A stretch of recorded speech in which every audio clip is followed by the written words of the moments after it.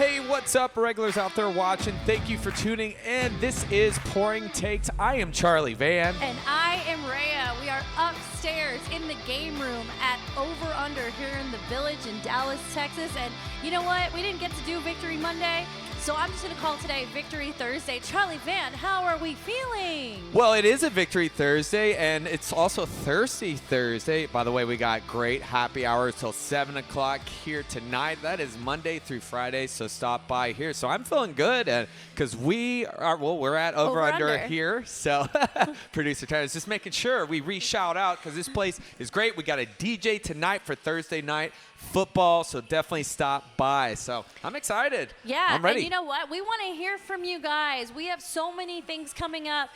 We'll get into our UFC event a little bit later in the show. We've got all these football things happening. We're in a fantasy football league. I'm sure you're in a fantasy football league. Join us on Discord where we can chat about all things football, sports, cocktails, and you know what? Dare us to drink something. I'll do it, but not the Malort. No. It's not really a dare for me. I'll just drink it anyways. Charlie has no standards when it comes to drinking. The guy would drink pure gasoline. That is what my Lord is. What are we drinking? So tonight, like you said, happy hour specials. For me, it's a $2 off Coke and whiskey because you guys know with football season comes whiskey season for your girl. What about you, Charlie? So football and me is beer. One of my favorite breweries, Petticola's Golden Opportunity. It's also a part of the happy hour, $2 off tonight. So really enjoy this one.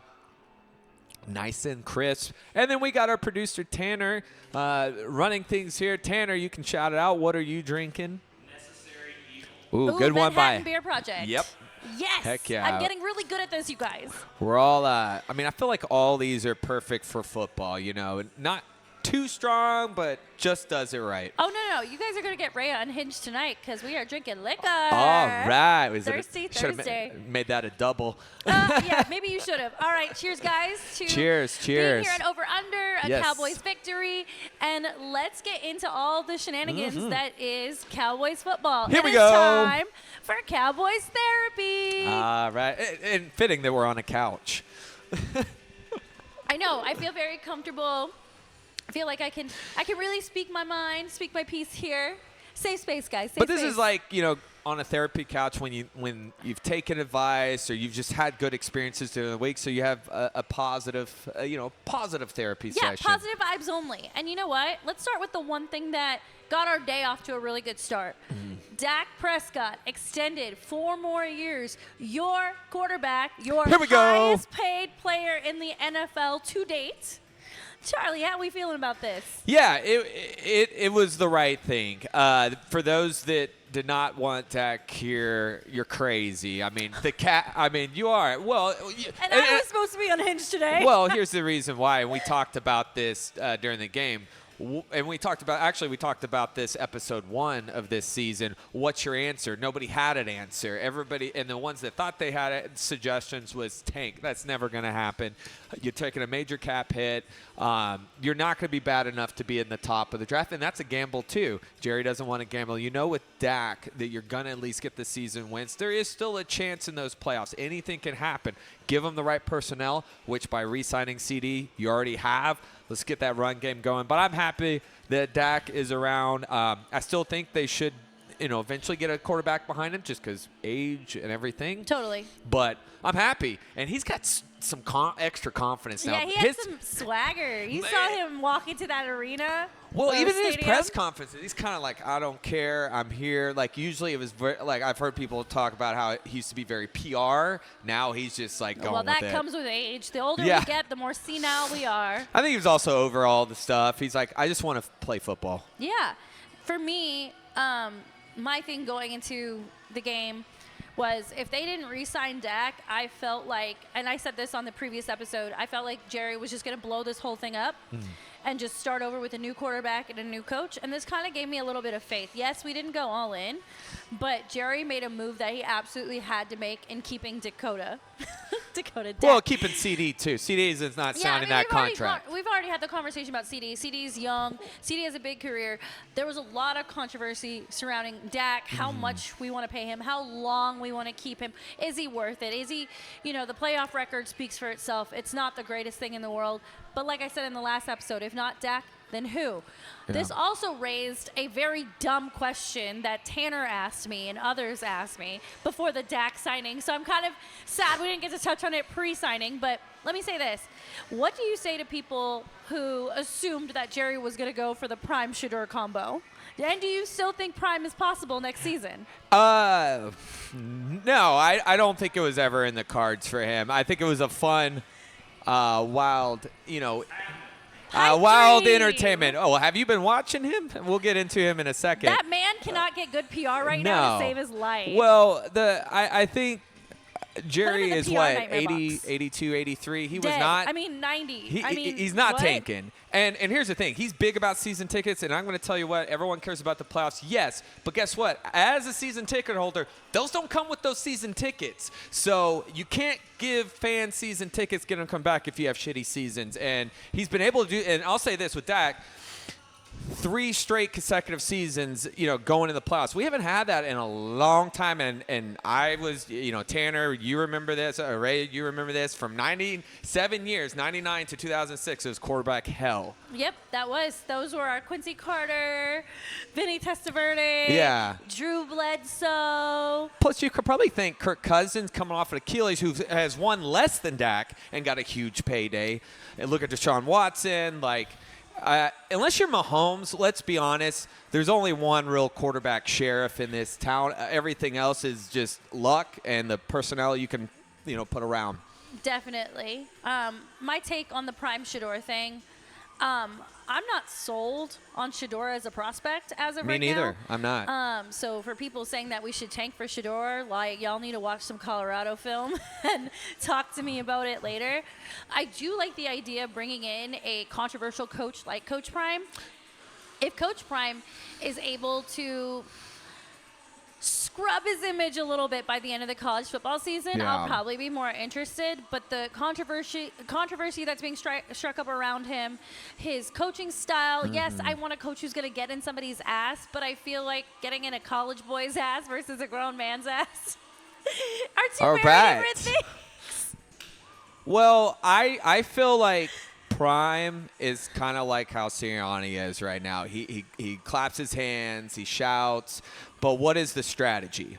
What is it? I think he was obviously one of the best to play his position, but just because you play doesn't mean you can go out and really coach. No, but he was his best self when he coached high school.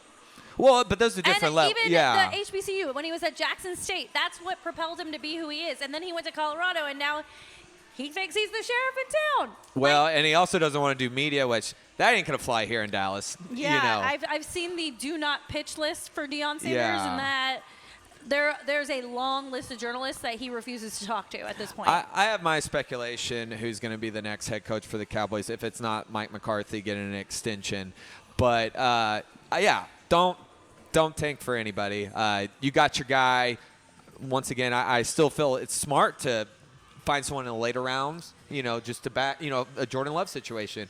I think Dak's a great mentor, and so I'm excited. Yeah, you look at Atlanta, like you said, Kirk Cousins just got that really big contract, but they have big Penix energy right behind him. So if he continues to play the way he played Sunday, they got somebody ready to go. But are you surprised? No, not even remotely.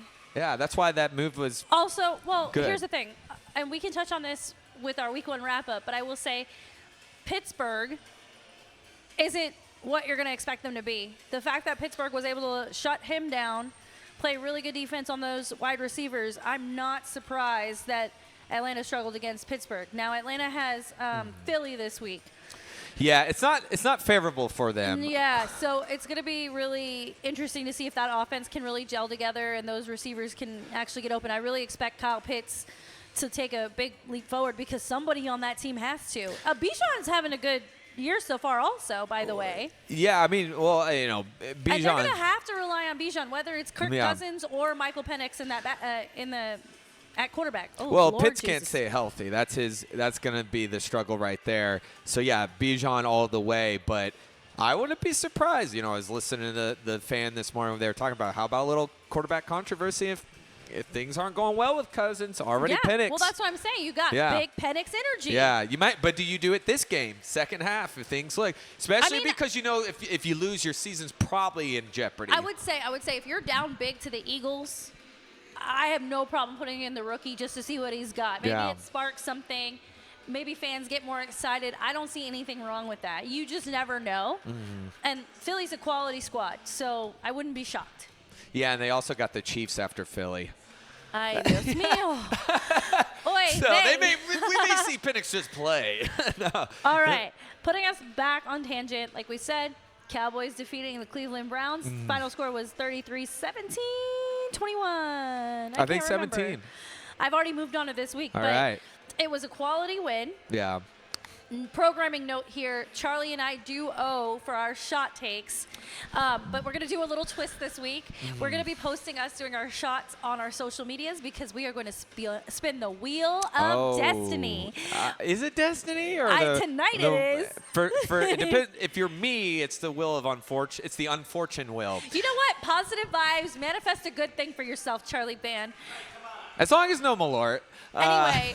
All of that to say, Charlie and I both missed our shot take. My shot take, thinking it was going to be the Amari Cooper revenge game, but it was actually an Amari Cooper dud game. Dang it to my fantasy teams. Charlie Van had a touchdown by Zeke, which he did get correct, but he also decided to double down and say a touchdown by Jake Ferguson, who unfortunately left the game with an injury, and we'll get into that in a little bit. So, like I said, follow us on social media. You'll see it on our TikTok, Instagram, YouTube Shorts. We're going to spin this wheel, and we're going to do our shot take punishments. How fun is that? Should be fun because I'm going to spin for her. She's going to spin for me. Yeah. See, I told you, Whose Wheel of luck? Destiny. Yeah. Oh, man, I will cry if you make me do tequila. Anyway, all right, let's get into this win a little bit. So you walk into this game. We have all of this energy with Dak's extension, but I'm still, I was very negative in this last episode. You called me out, but I think it was fun to bust your balls a little bit. But, I was really concerned with the offense. I knew the defense was going to be fine, but I wasn't sure how we were going to move the ball. How great did Ezekiel Elliott look to you on Sunday? Perfect. I mean, the first drive, he hurdles. We haven't seen that since 2016. He came out with some fire up his bum. It sucks that there was a holding call, but, I mean, he looked good. I mean, good for what he needs to be. Like, is he 2016? No, but I liked what I saw. Yeah, me too. He's also so happy. He's happy to be back. He's reunited with his family. Yeah. He's where he's Uncle supposed Zeke. to be. He looks good. Like, he's in shape. Yeah, that's a big thing. The only thing we want him eating are yards and touchdowns, and that's fine. And he did a great job of that on Sunday. What else about this offense made you more comfortable with us moving forward? O-line. The Yeah. rookies looked well. It was looked well. There was no pressures from the defense. Beebe let no pressures on the quarterback, which is great. I mean, he plays like he's been in the league for 15 years. And Guyton had there was a little calls here and there, but he looked good too. Like, I mean, that guy's just such a beast, 6'8". Yeah, definitely. Yeah, I was also impressed with how Dak was spreading the ball around. He didn't really force it to CD as much as I assumed he would. It was nice to see Brandon Cooks get a touchdown. Add that to your shot take list. Gosh, darn. Well, and I said Cooks, God darn it, yeah. He ought to. Well, we were talking about that last week, how I do believe Cooks will be more in the mix. They realized they should have utilized him earlier last year. I mean, he's fast. He's under the radar. There was a perfect pass.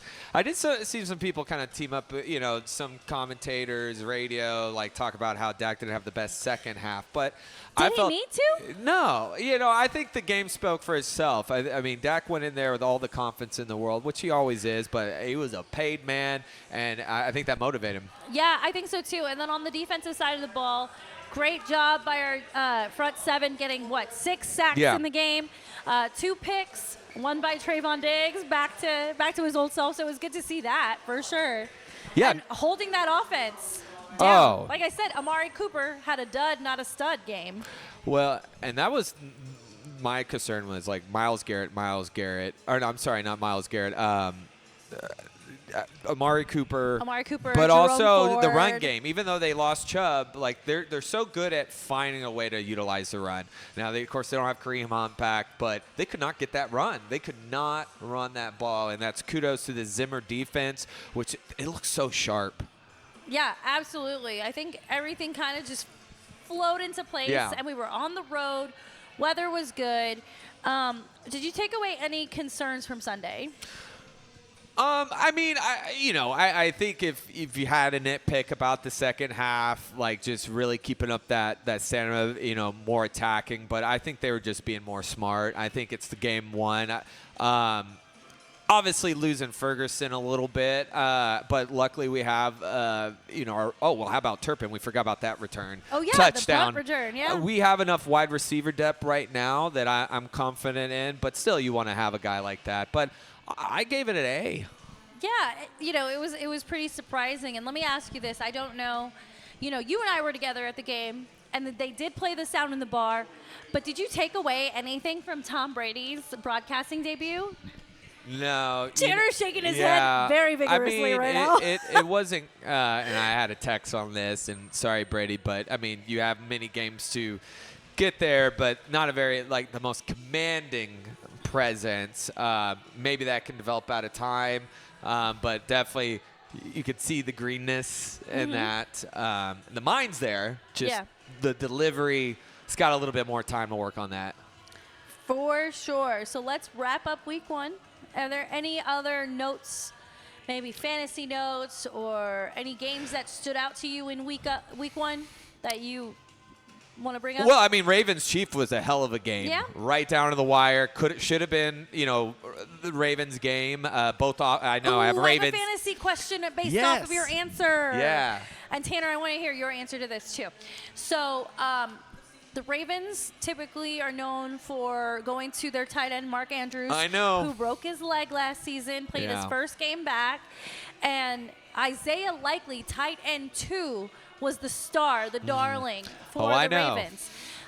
How do you see that trend for fantasy football? Do you see Isaiah taking those starter snaps? Are we going to see him get those receptions again, or is it just going to be a flash in the pan and we're going to see more out of Mark Andrews? Well, as someone who has Mark Andrews on his lineup, I sure hell hope not, but I think likely he definitely proved himself. But and I think too, there was some strategy behind that too. Mark's the guy.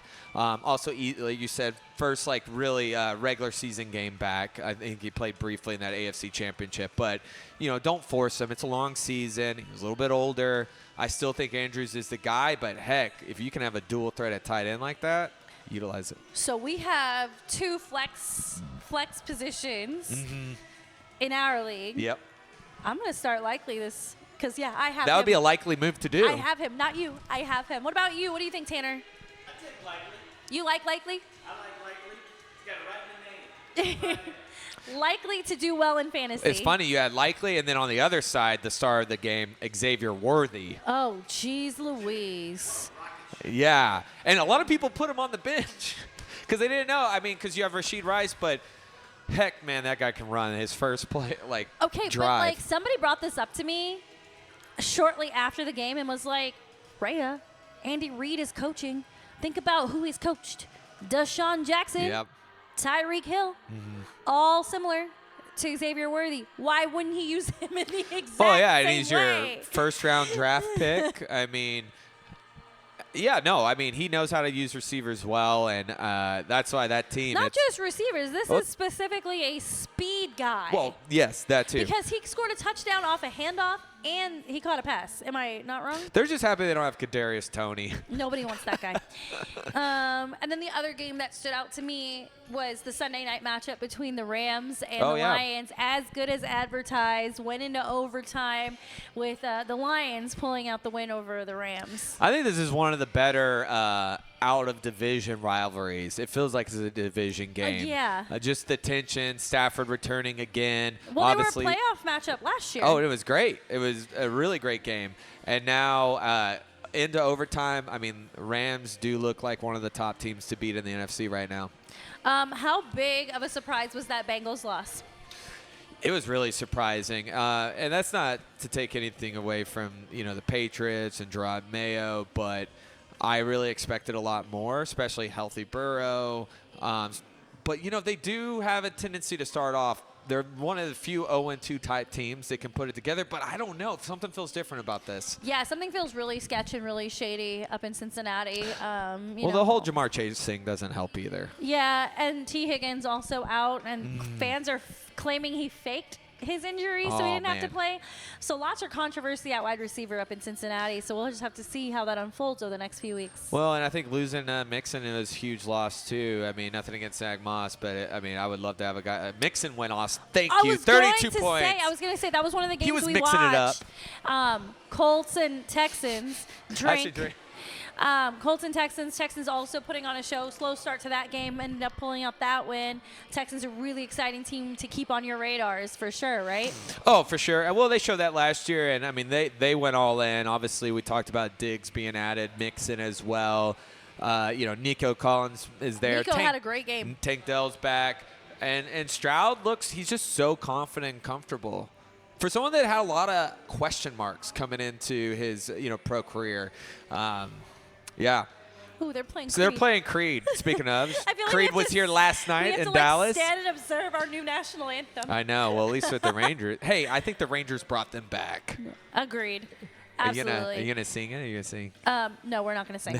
But maybe tomorrow night at karaoke. One last week one note for you.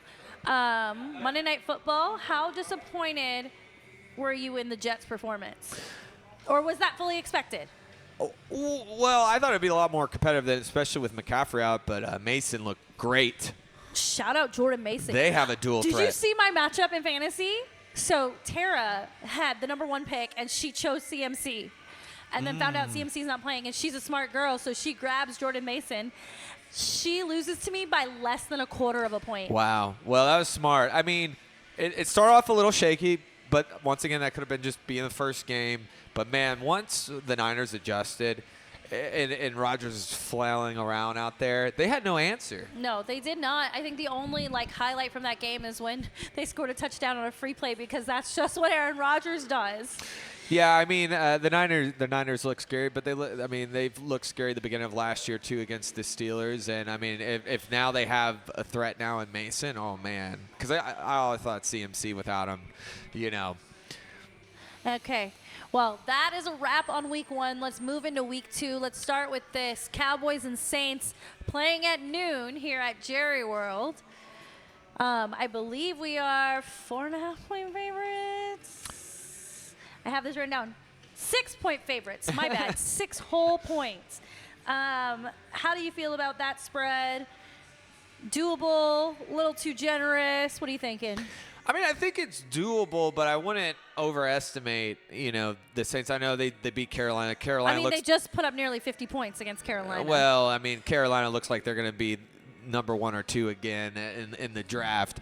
But still, I mean, if they can get the run game going, see, that's the one thing Browns couldn't do. We'll see how that goes, especially with Mozzie. But we're way better at home. Yeah, I'm worried about Alvin Kamara putting up big numbers against us next week, but I still don't think that's going to be enough. I don't think Derek Carr gets it done. I was going to say we have too many weapons on defense. As long as we force Derek Carr to have to throw the ball, even if it is to Alvin Kamara, I trust our defense. We've done a bad job here. We forgot to name another stand-up from the game who I'm expecting to have a big day. That is Mr. Kalen Carson, 21. He looked great. Yes, he did. So, and I think he could get a pick there. Carr likes to throw him around. Yeah, I definitely think, Derek Carr will have a game where he'll throw 0 picks or he'll throw 4. There's no in between. Diggs got a pick too. I did say that. Oh, okay, I did call sorry. that out. Trayvon Diggs looking in old form. Yeah, I Yeah. said all of that. Play back the tape. My brain. No, I agree with you. And then offensively, I just think we're going to shred them on defense. I'm not concerned. I'm not worried. How many sacks? How many sacks? This is the opposite of me last week. Last week, I'm crying and depressed, and I'm yelling mean things at you. And this week, That's every week. This week, I'm very calm. I'm very demure this week, okay? I'm very mindful. So is it going to shout out to our friend Abby, who beat me, by the way, in Abby. fantasy. see. Will this be Sacks in the City time for Micah Parsons? I hope so. Micah Yeah. Parsons really needs to put together a legitimate defensive player of the year campaign.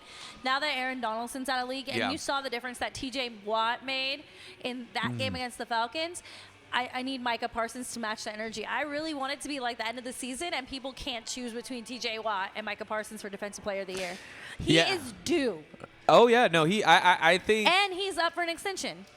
Well, yeah, and he seems more mature and confident. I love what I'm hearing post press conference too. I think he did a lot of like soul searching and advising, and they know they need him. Yeah, I agree with you. And he's really a leader on this defense. And I think Mike Zimmer's putting him in a position to lead this defense. So after week 1, I'm good with it. Well, and, we'll see. the silent leader, what the defense says, is Eric Kendricks. Yeah, You know. he's sneaky good. He still got it. I like that. We need it. This may end up being a top 3 or 4 defense, I think, under Ooh, Zimmer. you are very confident, my friend. Well, we'll see what happens.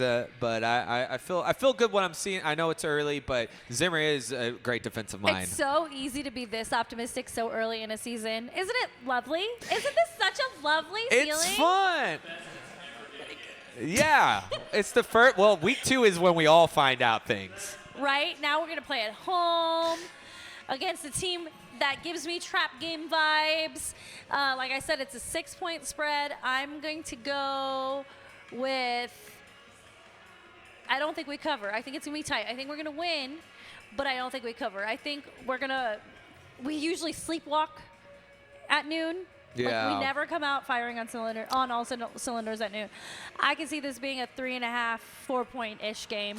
I should say 3 or 4-point game. What am I talking about? I'm not making the lines.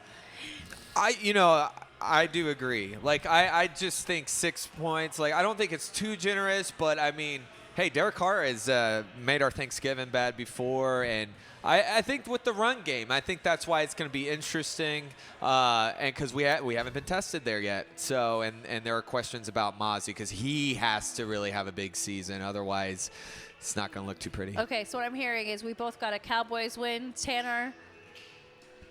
I'll be the villain. Tanner's going to be the villain. Tanner's going to go with the Saints. Tanner's Let going to the go good Saints, times but we roll. beat the Ravens because we always beat the teams we shouldn't. And we play the Ravens at home. That is a problem for a later Yes. day. Okay, what is going to be your shot take for this game? I'm going to go defense. I'm going to go Diggs gets a pick, and Parsons gets at least 2 sacks. All right, I am going to go offense. I think, God, I feel so basic saying this. I want to like take the field here or something. I'm trying to figure out what the best way to word this is. I know CeeDee Lamb is probably going to have 1 touchdown. That is my gut feeling. I also think that Zeke will have 1 touchdown. But I want to like pick one of these other guys, whether it's Rico maybe. Rico might sneak in a touchdown. Trying to get strategic. I know. I'm. She's like on the really- clock. I'm really thinking about this. I'm thinking Tanner's about like, this yeah, she is. long and hard over here. That's offensive.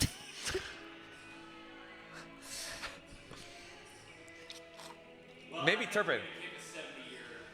71, a 70-year-old. Oh my God! Had he been able to try, I know. For sure. All right, what is it? What's the I'm gonna take? say a touchdown will be scored. 3 touchdowns will be scored by 3 different wide receivers. How about that? Or So- 3 different ball catchers. Well, that could also be a running back. Yeah. Oh, you're just giving it vague. You're keeping it. Okay, fine. 3 different receivers. All Not right, there running, you don't go. count running backs. There you go. When I said ball catchers, I meant wide receiver or tight end. Well- but we don't really have a tight end right now. No. I mean, Schoonmaker, but he blocks. Oh my God! What if like Lipskin? What's his name? Hunter Lipskin. Lip- Hunter Lipke? Lipke. There we go. What if he gets in for a touchdown? That'd be dope. He could. But you said receivers. There we go. All right, that is our shot takes. Okay, cruising along here into week 2. We've got some interesting matchups. Let's touch on this one first. Right there on the TVs behind Tanner right now, we are about to kick off for Thursday Night Football. Hell yeah. Dolphins and Bills, and we kind of gave our hot takes already on Instagram, so if you're not following us there, you should, because that's where we drop all the juicy stuff. But anyway, looking at this matchup, it's a divisional game. It's a Thursday night, short week. We got already injuries out there. Bills coming off a less than desirable performance last week. Miami had a close one of their own. What is your take on this game tonight? Man, it's a good one. I mean, these two, I always love watching them. It is early in the season. It is in Miami. I do favor the Dolphins. I think it will be a little bit closer, but I'm glad that Unchain is playing because they've been hurt at running back. But I have him on all 3 of my fantasy teams. But I think also Dolphins defense put more pressure on the Bills. I mean, we're gonna see what Keon Coleman can do tonight, but obviously not having Diggs, there's that question mark. So I got 2 points for you. Let me start with this one. They flashed the weather up here not too long ago, and looks like they're going to be thunderstorms tonight in Miami. So that says they're going to be running the football. So, yeah, I do expect to see a Chan a lot, as well as the rookie latest draft pick, Jalen Wright. Yeah. Get to see what he has. Miami also has Jeff Wilson on the roster, but I'm not too crazy about him. But there's a lot of talk about this new kid, Jalen Wright, and what he can bring to the table. So I'm hoping to see maybe like 10 touches from him tonight. That would be the right move. Drink. God. Hey, Anyway, there's nothing wrong about that. my drink. My second take on this game is Poyer. Poyer used to be a DB over in Buffalo Land, and now is a Dolphin. He's got a good porpoise with this team. You drink. I mean, we didn't get a Amari Cooper revenge game. Will we get a Poyer? I mean, but I do think he's a big piece to that, and I'm interested to see this defense. I mean, you know, the analysis last week with Josh Allen, obviously he had to carry a lot of that victory. It's not going to be easy in Miami. Nope, it's not. Tanner is like really fully jamming. Man, yeah, because Taking Back Sunday's playing. Make damn sure. Save it for karaoke tomorrow. All right. But yeah, so I think we all talked about this when we did the Instagram post. We're all on board with the fins. Fins to the left, fins to the right. We're flipping out here. TDs for everybody because their mascot's name is TD. As long as they don't flip. There you go. Yes, we need more You alcohol. drink, Tanner. We need more alcohol for this. Oh, man, he already blew through his beer. That's not a bad thing. Nope. Yeah. So luckily there is a bar outside here, by the way. If you come, beautiful balcony patio you guys here are gonna at get to see Tanner over under. No. I will just take another golden opportunity, my good sir. Thank you, Tanner. Shout out again, Petacolos. Real quick. Yes. Since we didn't shout in the beginning, I mean, I'm just gonna throw it out there. Tonight, Thursday night, obviously football. There's the DJs that come out Monday night, Thursday night. Tuesday now for trivia is 7 to 9, has moved to 7 to 9, and Wednesday's karaoke. Speaking of karaoke, oh, wow. They are planning Fridays to have rooftop parties here at Over Under. That's Very going to be cool. great. Now that we're getting into nicer weather. Yeah. We'll see. I'm wearing my favorite like combo outfit. Like I love wearing shorts and a long sleeve shirt. Like I don't know why I like that so much, but 'tis the season. And you know what was so much fun this Saturday? I was here for the UT watch party. Yeah. This is, and their partner now is Still Austin. Great whiskey there, which we've featured on the show back in April. And then Saturday, October 28th, Oktoberfest, Rayya. We're doing Oktoberfest. Are you going to do the Lord. Stein? Are you going to, where you hold out your hand for a while? I the big guess Stein? if I start working out now, just then one I should arm, be whatever good to, arm you're going to use, your best arm. Yeah, but it's got to be like the forearm grippy thingy. That's Yeah. what you got to work out. Okay, I should probably not do Those that on aren't camera. Yeah, well, there you go. All right, so let's get back on track here. Let's make some quick picks for week 2. Going down the schedule, there are a couple interesting matchups. New England was very surprising last week. They have Seattle. yeah, I like Seattle. I mean, I just think, the Bengals, it's just one of those dud games for him. But, I mean, Seattle's good enough for a team against like the Patriots. Well, they are playing in Patriot land, and Seattle's Yep. only favored by 3.5. So I expect this one to be a close one. Very defensive I'll first, take that. defensive focused. Yeah, I'm going to also agree with you. I think Seattle should win, but wouldn't be surprised if Coach Jared Mayo does some wild stuff. NFC East could get interesting if the Patriots win that game. Yeah, exactly. You know, to start off. They can definitely mix that up there. Yeah. Okay. What about our division rivals facing off? Thank you, Tanner. We got Giants and Commanders. Oh, Commanders. Giants right now look like, I mean, just Absolute lifeless. disarray. I mean, Daniel Jones, atrocious. Getting rid of Saquon's probably going to be the biggest franchise dumb thing they've ever done. Thank you. Or any of team has done. So, yeah, no, I think the Commanders will command this game. Okay, I'm going to drink. Oh, Lord. We are just on a roll. All right. I'm going to go against you. I think DJ has to prove himself. I think Daniel Jones, Danny Dimes has to win, or they are going to bench him for Tommy Cutlets. They are ready. They're definitely going to – I saw a what is it? Oh, shoot. Don't win for Quinn Ewers. Yeah, I just think it makes no sense to continue playing with him if he can't show any glimmer of hope that he's the player that signed that extension. And that would be one of the worst contract extensions I've seen. I would just try to quit while you're ahead at that point. Moving down the list. Chicago and Houston. Ooh. That's your Sunday night football matchup. Mm-hmm. Houston's favored by 6, kind of like us. Yeah. They're playing in Houston. Oh, my God. What is Mikey McDick's? Oh, Yeah, here we Lord. go. We got the game on. It's starting underway. Man, Houston, Chicago. Bears D looks good. Caleb was struggling. Yeah. And this is a defense you can't struggle against. We'll see if he can get it together. I like Houston's chances here. I think D'Amico, I just think the experience, that they have more talent. And also, Rome, he's hurt too. He's got a sprain. Yes, he does. Yeah, this does not look good for the Bears. Kudos to their defense, but that I would take Houston's offense over that defense. One thing we didn't really touch on was Jordan Love's injury. Yes. Jordan Love, MCL too. MCL as well, just like our buddy Fergie Fresh. And Rome. And Rome. MCL just is the COVID. Last year was Achilles. This year's MC. What's going to be next year? I don't know. We don't need to worry about that right now. You only get that when you're dead. That is not a laughing matter. Tanner's dying. I wish we had a producer cam for this moment. Well, hopefully they now have, what is it, helmet guards or whatever? Hopefully Guardian caps. Guardian caps. Those are a good thing. So on the heels of Jordan Love being out for a few weeks, looks like we're going to see Malik Willis at quarterback for the Green Bay Packers.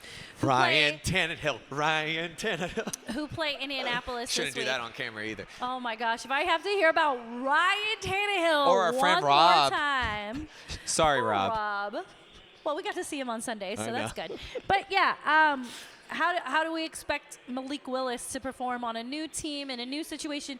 He does have more weapons between A.J. Dillon, Christian Watson, Romeo Dobbs.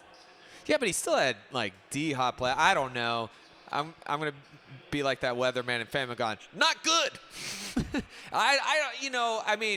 I just don't know, like, if you're sitting there, Packers fan, Packers nation, you're like, oh, this is great. You missed him.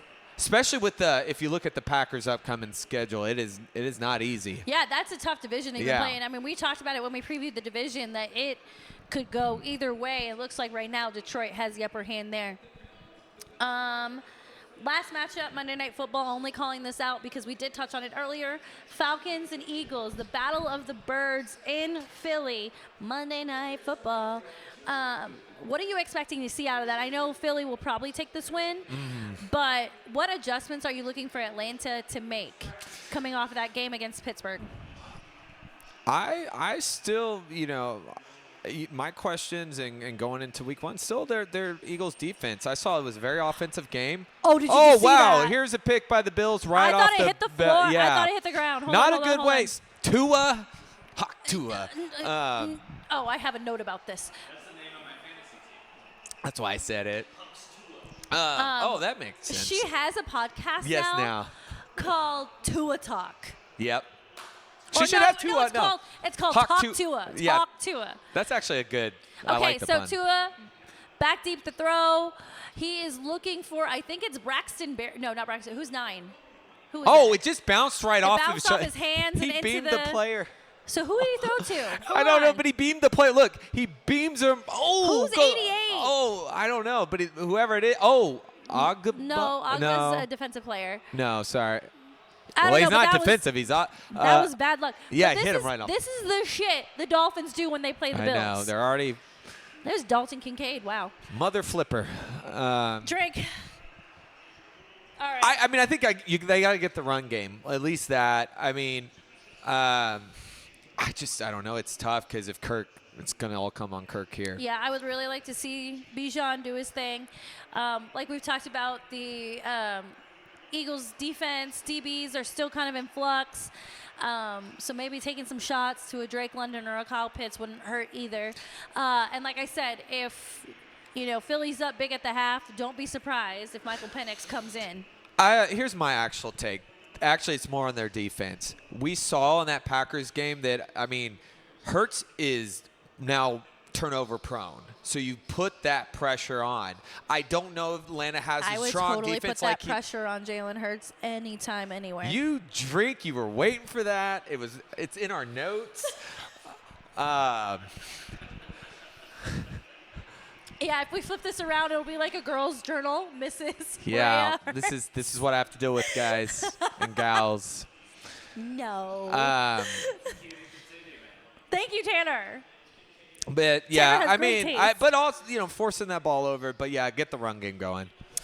All right, let's shift gears. We've been on football for God knows how many minutes, but we have a really, really, really, really, really important event happening this Saturday. Guys, girls, regulars, we have arrived at UFC 306, a.k.a. the Fight at the Sphere in Las Vegas. We have been waiting for Noche de UFC forever. Yeah, it was talked about like a year ago. And obviously it just opened up last fall or end of summer. It's one time. This is the only time they're planning to do it. I think just super expensive. It is really, really expensive. And Dana White has made sure to make this event a spectacle. It's kind of showing his gratitude, or should I say the UFC's gratitude, to Mexico and the fight culture within. And what's really crazy is that they're going to be rivaling Canelo. boxing with Canelo. So it is like combat sports fiesta night. But it's not the first time he's done that as far as a Canelo fight. But yes, but for that weekend, that is huge. I mean, the card is stacked. With Mexican fighters Yes. specifically. And we'll get into the fights themselves, but let me talk to you a little bit about the happenings at the Sphere. So we've been looking at this for a long time. We know tickets are starting in the thousands to get in. It is going to be a digital spectacle. Yeah. So what they're going to have for the first time is you are going to be able to see live stats of the fight projected on the Sphere itself, like as the fight is happening, which is not something conventionally done in combat sports. So that's going to be something to look forward to. And then they have created kind of like a short film that they're going to show in 90-second increments over the course of the night. So like between fights with the fighter packages, and it's going to tell the story of like fighting in Mexico. It's going to be like a love letter to the country of Mexico.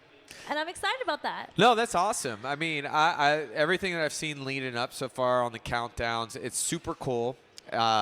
You don't want to miss it. It is a one-time only event, and I just have a great feeling that all the fights are going to deliver the passion, and it's some good matchups to make sure that they deliver. So for those of you wondering, hey, this sounds like a really cool thing to watch, but I don't feel like dropping almost $100 in pay-per-view money on it to watch it at home. We got a solution for you. If you live in Dallas, by the If way. you live in we just want to Dallas, put that out.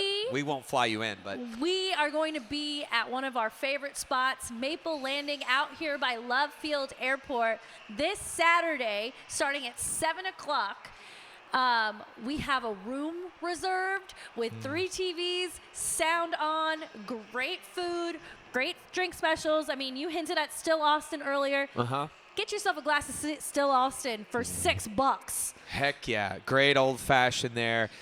Yeah, no, we're excited. We're always appreciative of Maple Landing and the hospitality. They take such good care of us. They do. I went for UFC 300. I did a girls' night. I had 10 of my girlfriends, and they booked us the table.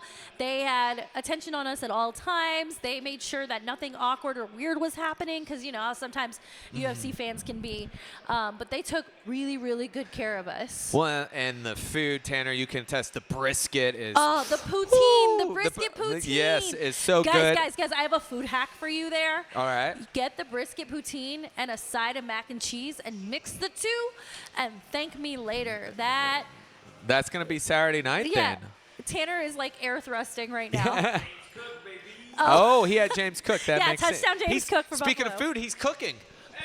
All right. Let him cook. Anyway, but yes, if you're looking for a place to watch the fight, everyone is welcome. We are so excited to be hosting a watch party. Yeah. Oh, it's our first time. We hope to do more of these, but we definitely had to do it for UFC 306, just how big it is. And we'll check in on our socials. We'll make some content.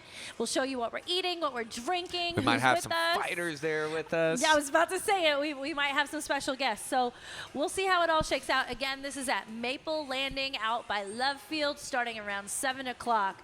If you have any questions, reach out to us on any of our social handles. We respond really fast. All right, let's get into the fights themselves. Like you said, it's a lot of Mexican fighters. Let us start. I'm going to start with the featured prelim bout. Oh, no, actually, I'm going to start with the first fight of the night. You've got Raul Rosas Jr. versus a Chinese fighter whose name I can't say. But I want to talk about Raul Rosas Jr. You and I had the chance to bump into him at the Fury fights a few months ago. When August 2nd. So about a month ago. Yeah. There we go. Super nice guy, big Yeah. family. Everybody is a fighter, by the way. I know. All of his brothers, his little sister, I think, is a fighter. Family's super nice. He is the youngest person on the UFC roster at this time. Are you looking for him to open this night with a bang? Oh, for sure. He just made an announcement that he wants to be the youngest champion. And he wants to retire at 25. So to do that, he definitely got to, win Saturday. But yeah, I mean, he's already. I love his energy. To be like what now? He's like 18, 19. 19, I think. Yeah, 19 now, and have all that confidence and pretty well rounded. I mean, still there's. More of the journey we need to see, but I'm excited. I definitely think he's already a crazy personality. Yeah, I'm really looking forward to continue watching him fight. He's very creative, and I think this just shows like this new generation of fighters. Everyone's ambidextrous.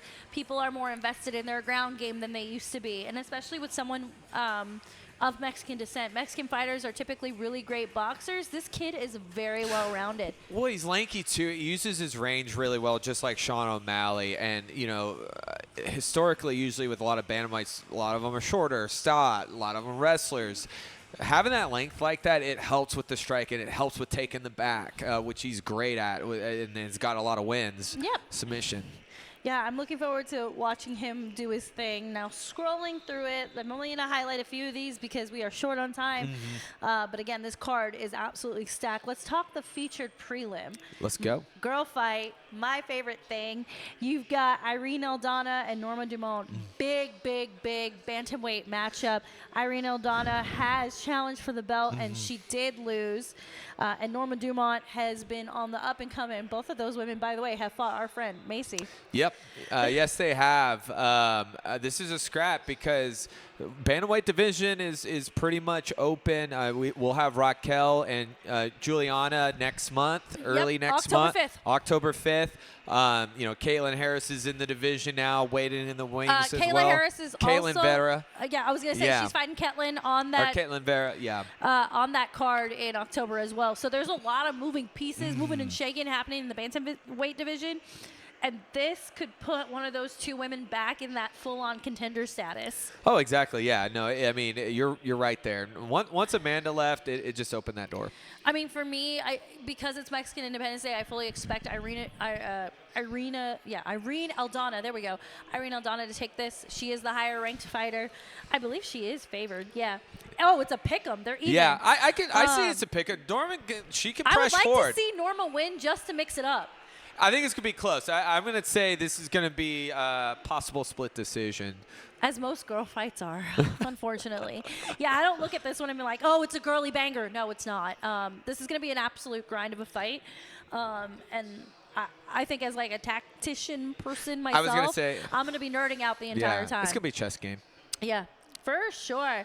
All right, scrolling. Let's talk about Brian Ortega and Diego Lopez. This fight was supposed to happen on another pay-per-view card, but Brian Ortega got sick from his weight cut because they talked about moving it to 155. Right now, it is scheduled at 145. That could change. You've got kind of, I don't want to call Brian Ortega a gatekeeper. I think he's a perennial contender. Because he keeps beating people. It's not like he's taken any major losses, but you have this up-and-coming star in Diego Lopez. How do you see this one shaking out? Yeah, well, I hope it stays at 145 because this is a potential contender fight right here. And I don't see Brian as a gatekeeper at all. He came back and was able to beat Yair Rodriguez. He's had injuries. He's had some unfortunate. But He's when been Brian through a lot of mental stuff he's too. the best grappler, I would say, at 145. Nasty guillotine. I was gonna say he's one that can guillotine me anytime, anywhere. All right, you got a drink. I know, I'm disgusting. Sexual Thursday. I told you were gonna get Rayya unhinged tonight. There we the go. whiskey. But Diego looks so good, and I think this could. I remember Ortega upsetting Frankie Edgar. I could see Diego doing this. He's got the striking, he's got the grappling, he's just so quick. And I think because Brian is big and has that weight cut, he'll not have the speed. He's going to look for the choke, but Diego's a good grappler too. I will say I've been very impressed with Ortega's boxing over the last few years. I think that's something he's really made a focus point and part of it in his training camp. We saw him knock someone out with an uppercut. His boxing is so much more crisp than it used to be. I expect this to be staying on the feet. And I also think this is going to be a grinder of a fight. I don't think either one of these guys, obviously nobody wants to lose, but I don't think any of these guys have plans on getting knocked out either. It's too bad it's not a 5-round fight. I would love this to be a 5-round fight. This definitely could be a co-main event on any other card. Definitely a fight night main event. But I got Diego. I'm going to go Ortega. Ortega. Yeah, that's going to be my take. You know what? Let's make a shot bet on this one too, since we're not. All right, agreeing. we'll do it. Once we're not agreeing, let's add it to the list. We'll do it. Yeah. Let's do it, and we'll be together. So we can pay off our shots in person. Yeah. Look at that. Well, yeah, let's do it. Okay, moving on. Your co-main event for the flyweight title in the trilogy, might I add. Alexa Grasso representing Mexico against Valentina Shevchenko representing my heart. She's my favorite fighter in the whole world. Again, third time they fought. Alexa won the first one. Second one was kind of a draw. Yeah. This is it. This is for all the marbles. They've faced off on Ultimate Fighter. Which was, they both did a superb job as coaches. They are such... I don't even know how to explain it. Watching them fight, I feel like I learned so much from those women. Well, their styles. I mean, Valentina, the challenger, former champion, great Muay Thai. Alexa has a boxing background and grappling. I mean, both fare well on the ground. So I'm so excited, and I think this is going to be another banger. They are going to be slanging and banging. Yeah. I see this going the distance. I really do. I think this is going to be, to me in my head, this is reminiscent of when Weili fought Joanna. This is going to be the banger of all bangers. And well, the first time they fought. Second time, Weili knocked her out with a spinning back kick. I'm thinking of the one that won fight of the year. Oh, That's the moment I'm thinking Joanna's this is going to be. She turned her into an alien. Yeah. That was a great fight. But, Alexa's style doesn't fit Valentina at all. And I think this is why Valentina struggles with Alexa specifically. I'm curious, say Alexa wins this one. and Alexa goes on and defends against whoever's up next. Let's say it's Marianne Ferro, for example. Most likely, yeah. And Marianne beats her. Yeah. Wouldn't you think Valentina can take Marianne?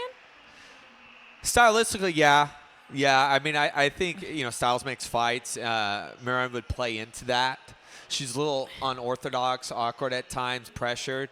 I think a big reason why Alexa is because of her boxing. Yep. Boxing, the accuracy, and the timing. I agree. And I think in the flyweight, in women's fighting in general, boxing isn't as crisp as the males. Women do a lot of jiu-jitsu, which I'm not complaining about. Women will take you down, hold you up against the cage. I mean, that's what we're taught to do. I mean, when I went through my fight camps, I learned how to cage wrestle. I was a better cage wrestler than I was at anything else at one point. Like, that's just the style of women's fighting, but it's good to see these women that want to fully stand and bang. Ooh, what just happened Was there? that another turnover by the Bills? Oh, there's a flag, though. There's a flag down, but he got in that backfield and swiped that ball. Can I throw a wild card?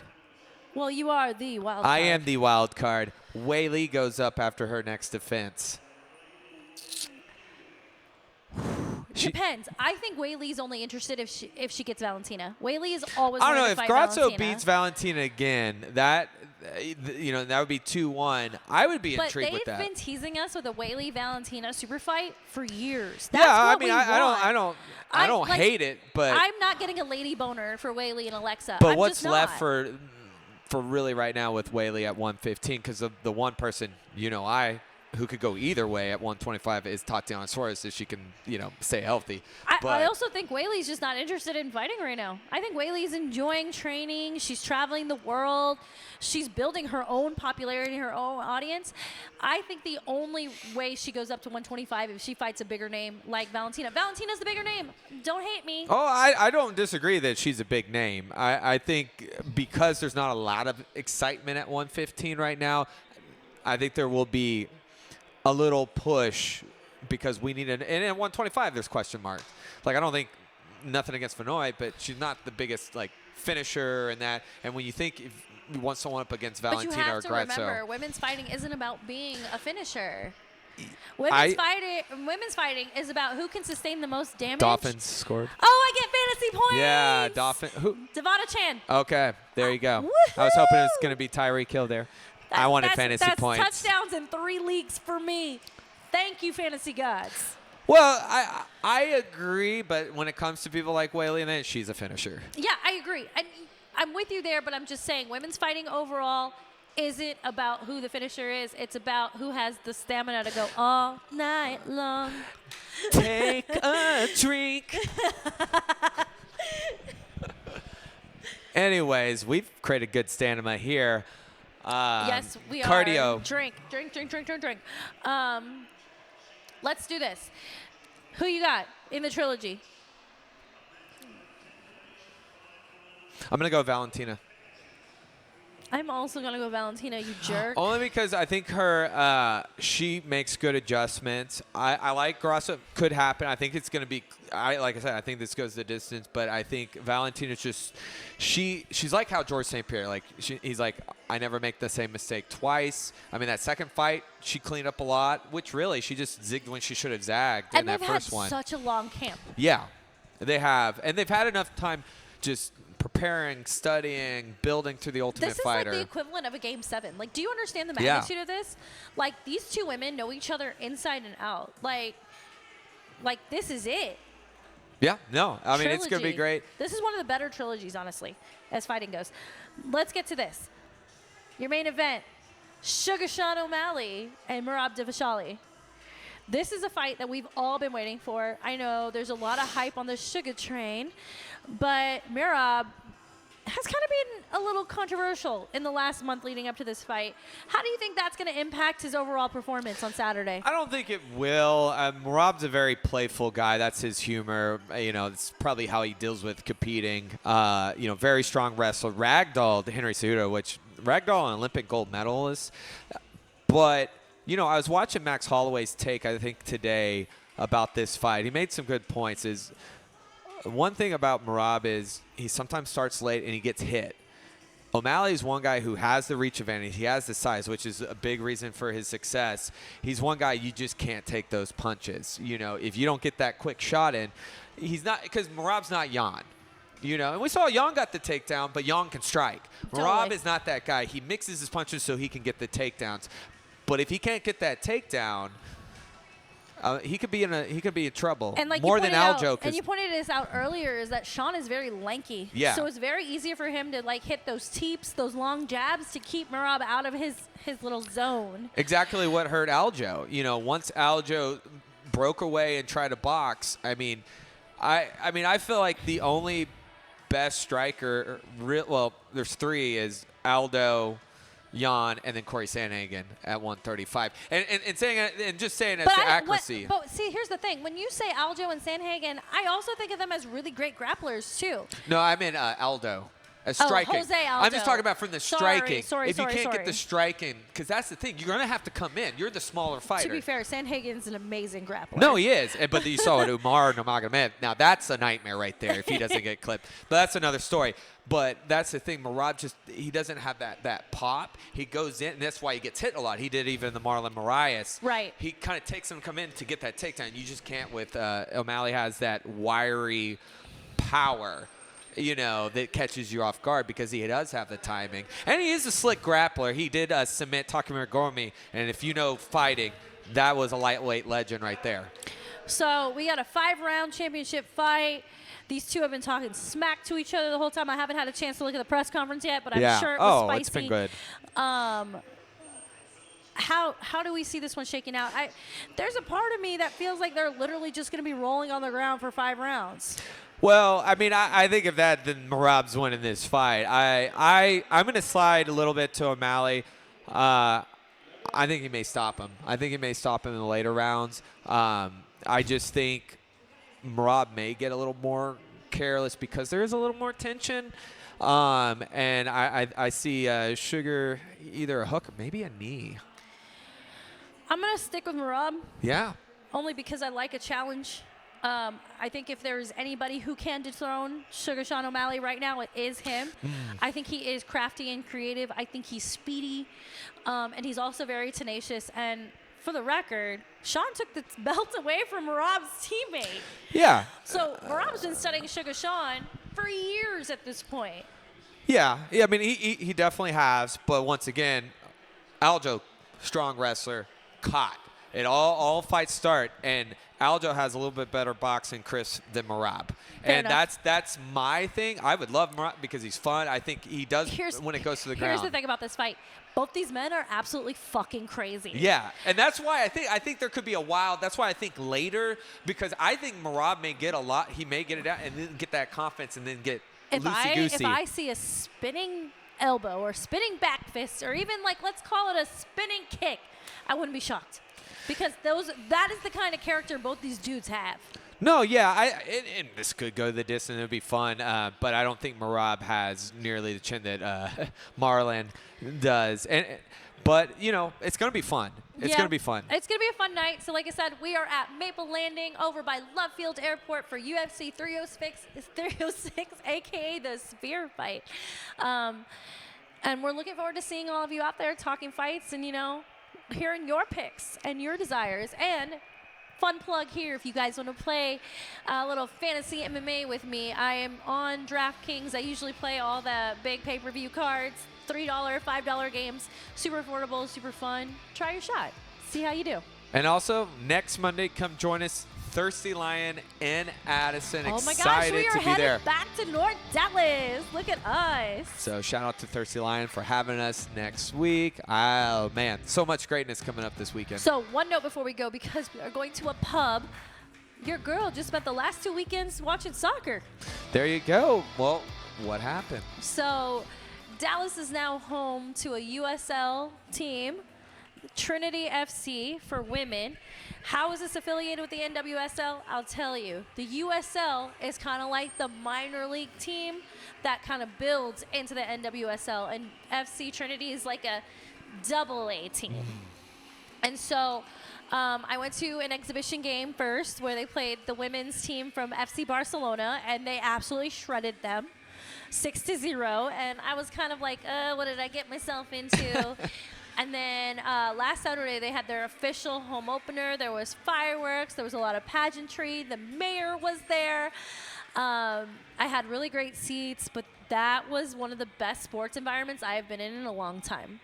No, Like, that's great. I'm glad that they're there. I'm glad that these games are going on. and it's super convenient. It's at the Cotton Bowl. My tickets, I'm sitting at midfield, third row. My tickets were $30. Wow. That's a So, good deal. It is a really good deal. So if you got any interest in soccer, supporting women's sports, this is definitely the place to be. I'm going to try to get them. I'm trying to get us a media pass. So we'll see how it works. Because I'm all I feel about like it. that would be really cool for us to cover. Yeah. Be on the ground level of the first women's professional soccer team in DFW. I've already started following players on Instagram. I'm invested. This is my thing now. I got a T-shirt. I got a bracelet. I got a pin, a commemorative pin for the Barcelona game. I'm pumped, and I love the branding. I love the marketing. I'm really excited to see where this goes, not just for soccer, but for women's sports here in Dallas. No, it's good. Well, check them out, and thank you again to Over Under for hosting us, and be sure to come out this weekend for the UT watch party. Partner with Still Austin Who this do they weekend. play? Who do they play? Who does UT play? I'm asking you. Oh, well, You're the one I- advertising the party. Hold on. Well, they're here every week. It is the UT. Let me look. I mean, they just came off that This is why dominating we win got- against Michigan. We don't do any college football, do Oh, we? Arizona. Real quick. I know SMU was off. UTSA. All right, UT and UTSA. SMU is off this week, but we will talk SMU TCU next week, which will be fun. We'll go to the Boulevard. You want to go to the Boulevard with me? Well, Boulevard. We're going to Boulevard, and we will share all that fun content, like I said, on all of our socials. And if you can't find us, go to pouringtakes.com. All of our links are there, including our Discord link, so you can talk shit to us. Right, Charlie Van? Always, always. Well, thank you guys. We'll see you next time. Bye, y'all.